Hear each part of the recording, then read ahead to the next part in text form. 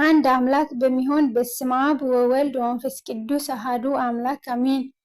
ጥር 1 ቀዳሜ ሰማዕት ቅዱስ እስጢፋኖስ ልደቱና ዕረፍቱ ነው። ሰማዕቱ ቅዱስ ለወንድዮስም ዕረፍቱ ነው።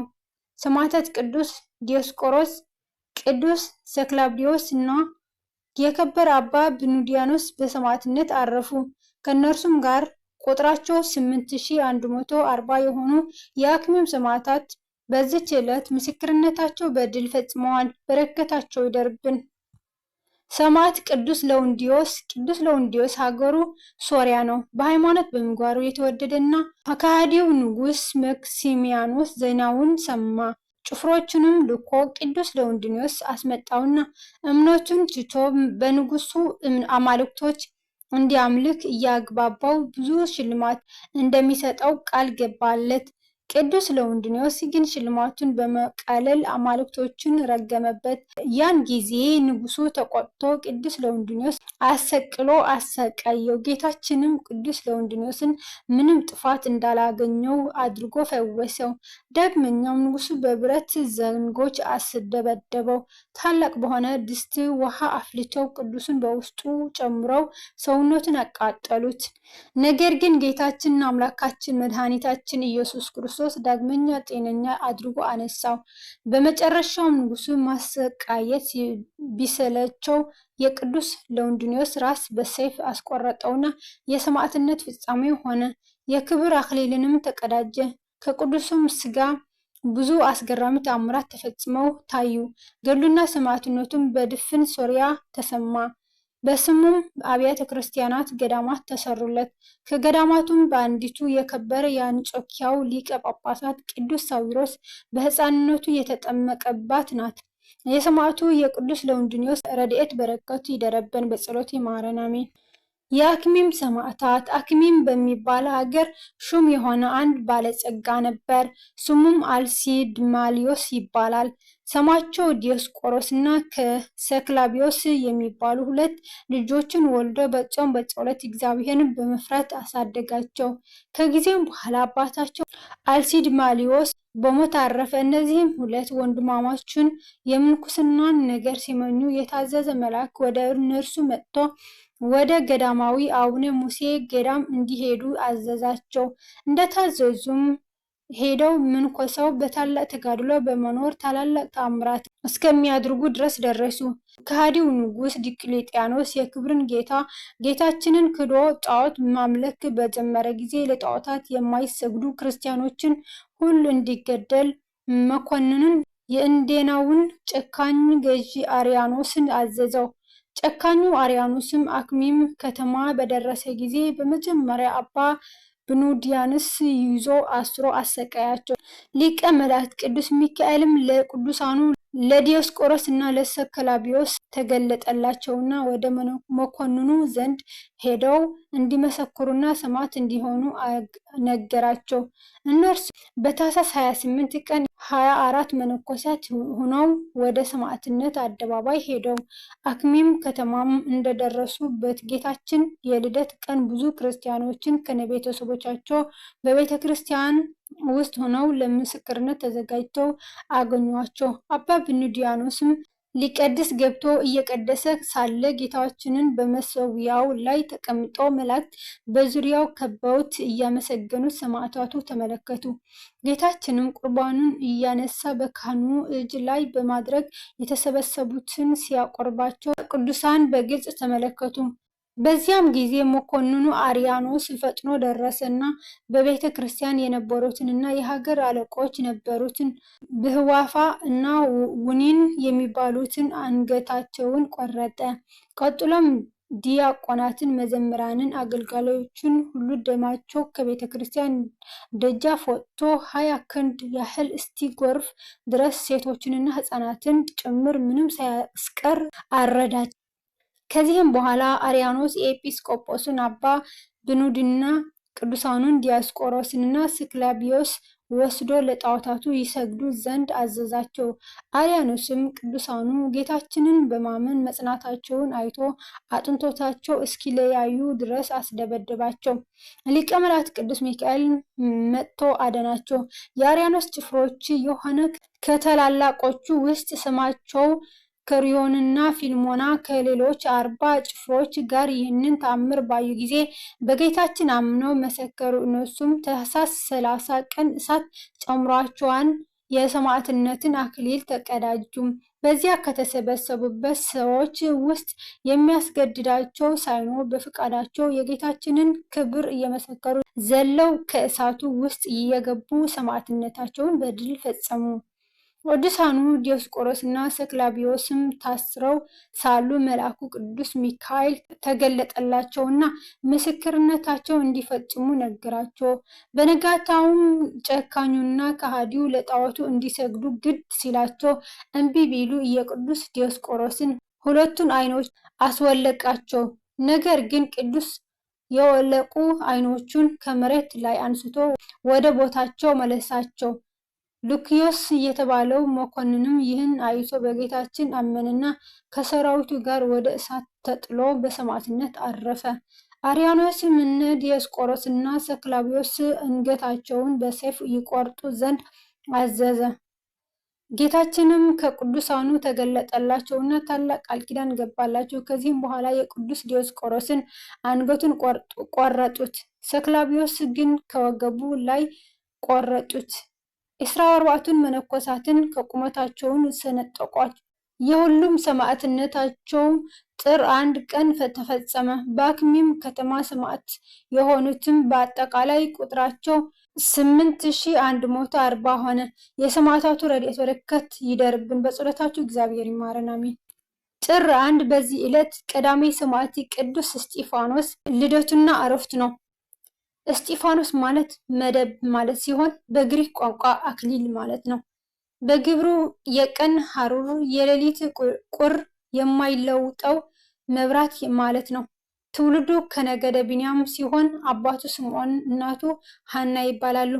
እነርሱም እግዚአብሔርን ከሚፈሩ ከነቢያትና ከጻድቃን ወገን ናቸው። በመጀመሪያ 2 ወንድ ልጆችን ወለዱ። አንዱ ይሁዳ ሲባል ሁለተኛውም ቅዱስ እስጢፋኖስ ነው። እስጢፋኖስ የተባለውን ጥር 1 ቀን በእስራኤል ሀገር ውስጥ ልዩ ስሟ ሐኖስ በተባለችው ቤት ነው። የተወለደውም በስለት ነው። እርሱም ከመጥመቁ ቅዱስ ዮሐንስ እግር ስር በመሆን ተምሯል። በኋላም ወደ ቅዱሳን ሐዋርያት በመሄድ ይላላካቸውና ያገለግላቸው ነበር። በኢየሩሳሌም ቤተ ክርስቲያን ከተሾሙት ከ7ቱ ዲያቆናት አንዱ ሲሆን የዲያቆናት አለቃ እርሱ ነው።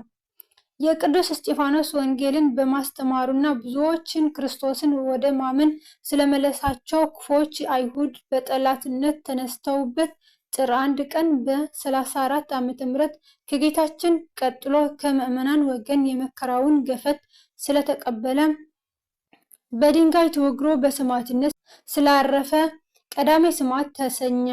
በሌላ በኩል ደግሞ ሊቀ ዲያቆናት ቅዱስ እስጢፋኖስ እየተባለ ይጠራል። ይኸውም የከበሩ ቅዱሳን ሐዋርያት በ7ቱ ዲያቆናት ላይ አለቃ አድርገው በሾሙት ጊዜ የተሰጠው ስያሜ ነው። የመጀመሪያ ክርስቲያኖች የአማኞች ቁጥር በከፍተኛ ሁኔታ እየጨመረ በሄደ ጊዜ የማህበራዊ ኑሮ አስተዳደር ማለትም የምግብን የመሳሰሉትን ቁሳቁሶች በትክክልና በእኩልነት የማይከፋፈሉ ስራ በሐዋርያት ዘንድ አስቸጋሪ ሆኖ ተገኘ። እነርሱም ደግሞ ዋና ተግባር አድርገው በትጋት ለመያዝ የፈለጉት ማስተማርን ነበር። ስለዚህም አማኞችን ሁሉ ሰብስበው ከመካከላቸው በመልካም ጠባቂያቸው የተመሰገኑ በመንፈስ ቅዱስና በጥበብ የተሞሉ 7 ሰዎችን እንዲመርጡ አሳሰባቸው። አማኞቹም ነገሩ አስደስቷቸው 7 ሰዎችን መረጡ።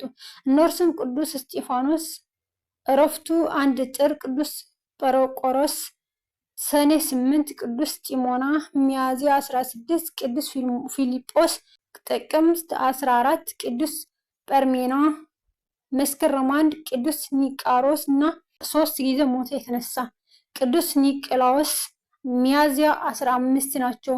ግብረ ሐዋርያት ምዕራፍ 6:5 እነዚህም ቅዱሳን በከበሩ ሐዋርያት ፊት ባቆሟቸው ጊዜ ጸልየው እጃቸውን በራሳቸው ላይ ጭነው ሾማቸው። በከበሩ ሐዋርያት ጫንቃ ላይ ተጭኖ የነበረው ከባድ ሸክም ባሎቻቸውን የሞቱባቸውን ሴቶችና ወላጆቻቸው የሞቱባቸውን ድሃ አደጎች በመርዳት ችግሮቻቸውን አቃለሉላቸው።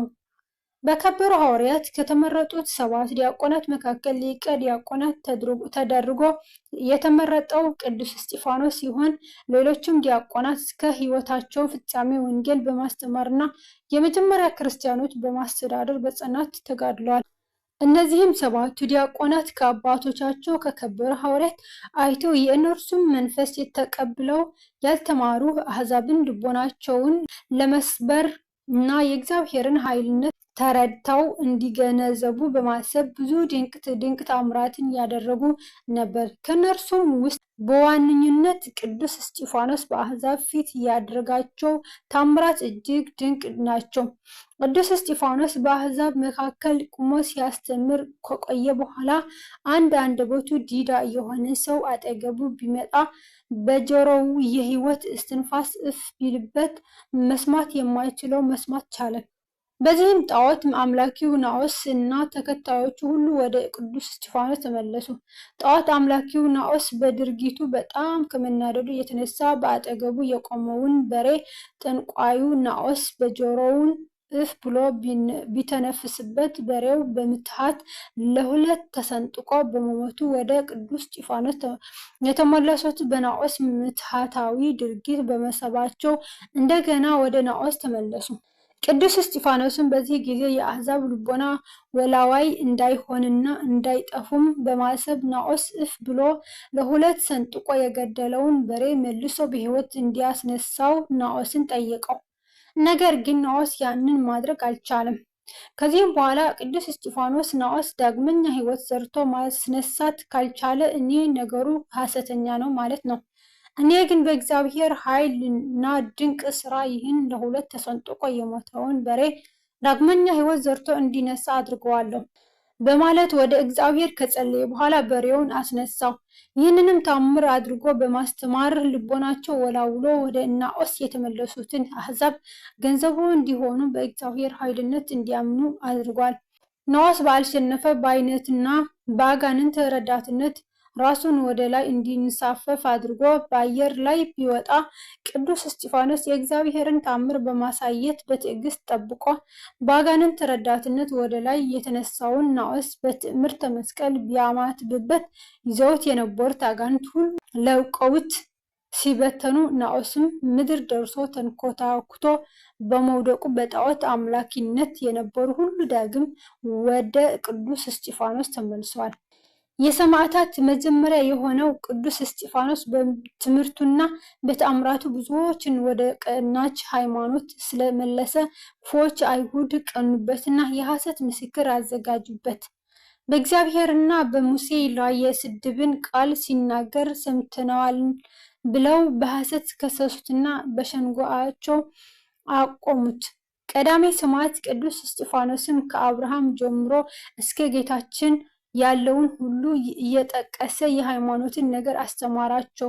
ነቢያትን ስለማሳደዳቸውና ስለመገደላቸው እየወቀሰ ሲነግራቸው በትምህርቱ ተናደው ጆሮአቸውን ይዘው በመጮህ በድንጋይ ወግረው ይገድሉት ዘንድ እየጎተቱት ከከተማው ውጭ አወጡት።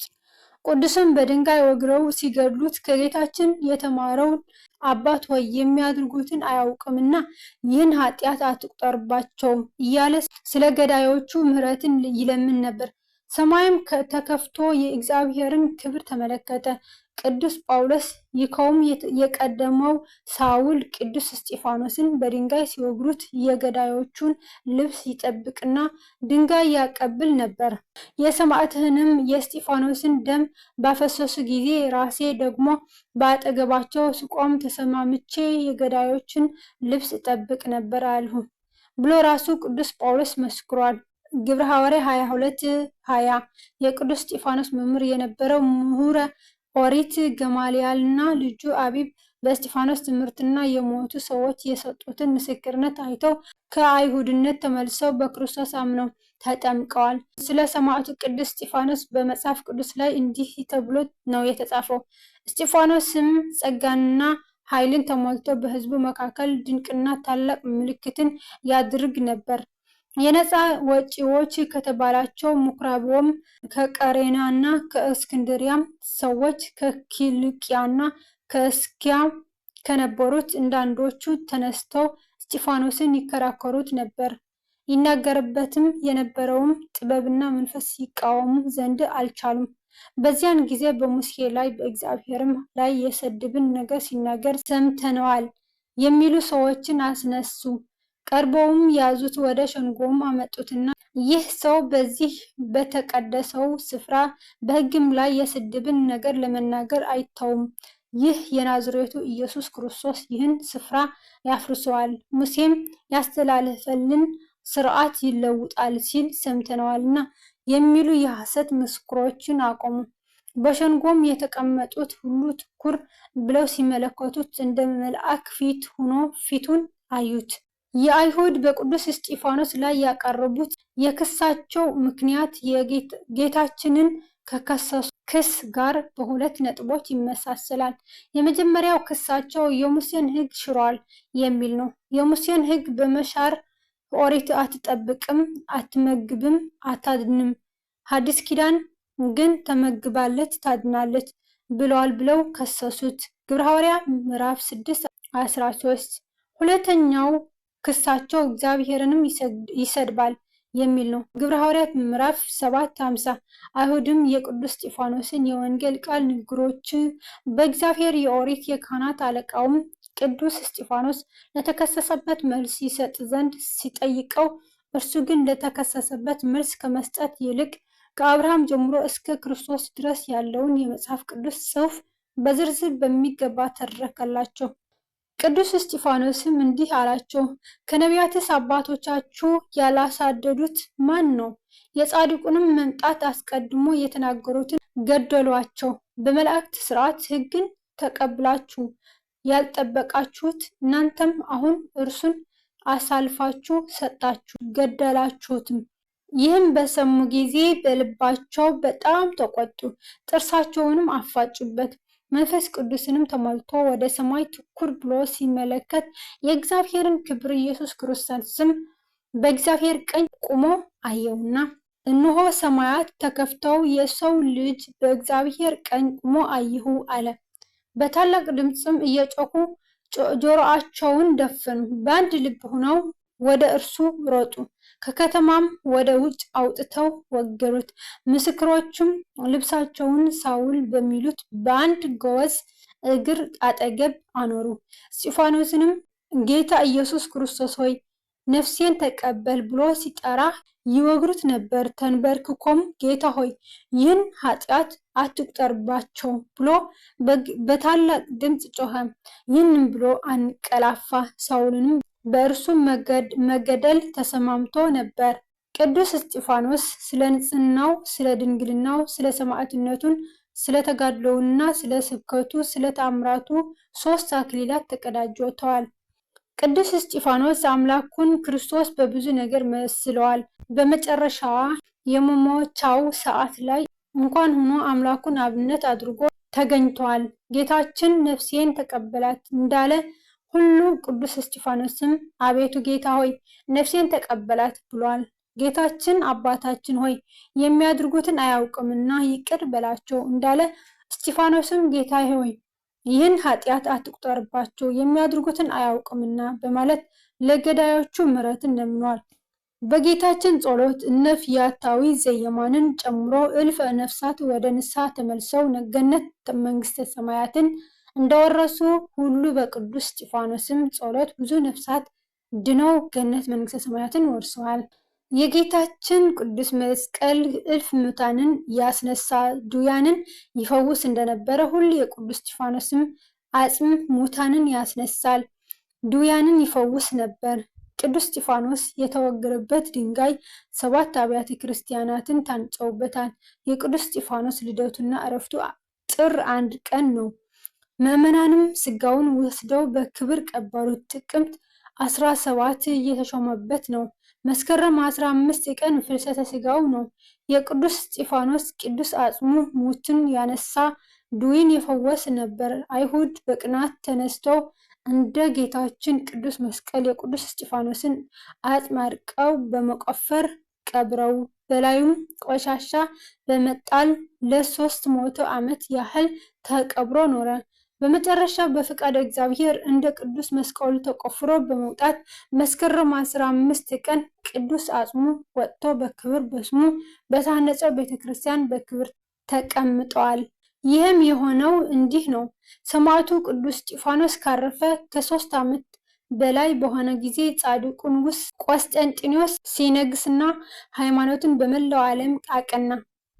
ተዘግተው የነበሩ ገዳማትና አብያተ ክርስቲያናትን ተከፈቱ። በዚህም ወቅት የቅዱስ እስጢፋኖስ ስጋው በሚገኝበት በኢየሩሳሌም አካባቢ ሉኪያኖስ ለሚባል ሰው ቅዱስ እስጢፋኖስን በራእይ ተገለጠለትና እኔ እስጢፋኖስ ነኝ፣ ስጋዬ በዚህ ቦታ ተቀብሯል በማለት ስጋውን ያወጡ ዘንድ አዘዘው።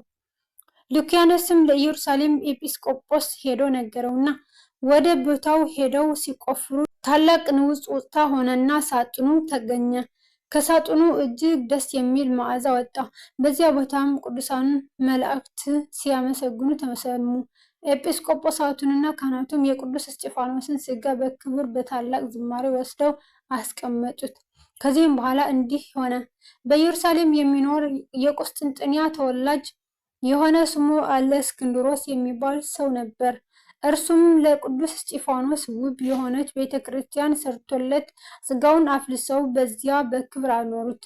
ከ5 ዓመት በኋላ እለእስክንድሮስ አረፈና ሚስቱ በቅዱስ እስጢፋኖስ አስከሬን ጎን ቀበረችው። ከሌሎች ከ5 ዓመቶችም በኋላ ሚስቱ የባሏን አስከሬን ወደ ቁስጥንጥንያ አገር ይዛ ልትሄድ አስገባ። ወደ መቃብሩ ስትሄድ የባሏን አስከሬን የወሰደች መስሏት በእግዚአብሔር ፍቃድ የቅዱስ እስጢፋኖስን ሳጥን ወስዳ እስከ አስቃላን ከተማ ድረስ ተሸከመችውና በመርከብ ተሳፍራ ወደ ቁስጥንጥንያ ሄደች። የእለእስክንድሮስም ሚስት በመርከብ ስትጓዝ ጣዕም ያለው የመላእክትን ዝማሬ ሰማች። ታየውም በተነሳች ጊዜ ሳጥኑ የቅዱስ እስጢፋኖስ ስጋ ያለበት መሆኑን አወቀች። ወደ ኢየሩሳሌም ለመመለስ አልተቻላትም። ይልቁንም ይህ እንዲህን የእግዚአብሔር ፈቃድ መሆኑን አውቃ ለዚህ ክብር ስላበቃት አመሰግነት። ቁስጥንጥንያም እንደደረሰች ለሊቀ ጳጳሱ በእግዚአብሔር ፈቃድ የቅዱስ እስጢፋኖስ ስጋ ይዛ እንደመጣች ላከችበት። ካህናቱና ሕዝቡም ሁሉ በታላቅ ደስታ ወጥተው በክብር ተቀበሏት። ከስጋውም ብዙ ተአምራት ተገልጠው ታዩ። ከዚህም በኋላ ስጋውን በበቅሎ ጭነው ሲጓዙ ቁስጥንጢኖስ ከሚባል ቦታ ሲደርሱ የቅዱስ እስጢፋኖስን ስጋ የያዘችው በቅሎ አልንቀሳቀስ አለች። እግዚአብሔር የቅዱስ እስጢፋኖስ ስጋውን በዚህ ቦታ እንዲኖር የፈቀደ መሆኑን አወቁ። ስጋውን የተጫነውን በቅሎም በሰው አንደበት የቅዱስ እስጢፋኖስን ስጋ በዚህ ሊያኖሩ ይገባል ብሎ ተናገረ። ይህንንም ያዩና የሰሙ ሁሉ እጅግ አደነቁ። የበልዓምን አህያ ያናገረ አምላክ አሁንም የቅዱስ እስጢፋኖስን ስጋ የተሸከመችውን በቅሎ እንዳናገራት አውቀው ደስ አላቸው። የሀገሪቱም ንጉሥ በቦታው ላይ ውብ ቤተ ክርስቲያን ሰርተውለት ስጋውን በውስጧ በክብር አኖሩ። ከስጋውም ብዙ አስገራሚ ታምራትን ተፈጽመው ታዩ። የሊቀ ዲያቆናት የቅዱስ እስጢፋኖስ ረድኤት በረከቱ ይደርብን። እግዚአብሔር አምላክ በጸሎት ይማረን፣ አሜን። በወደቀ በነጠበ በአፈ ቅዱሳን ይታረምልኝ። ወስብሐት ለእግዚአብሔር ወለወላዲቱ ድንግል ወለመስቀሉ ክቡር፣ አሜን።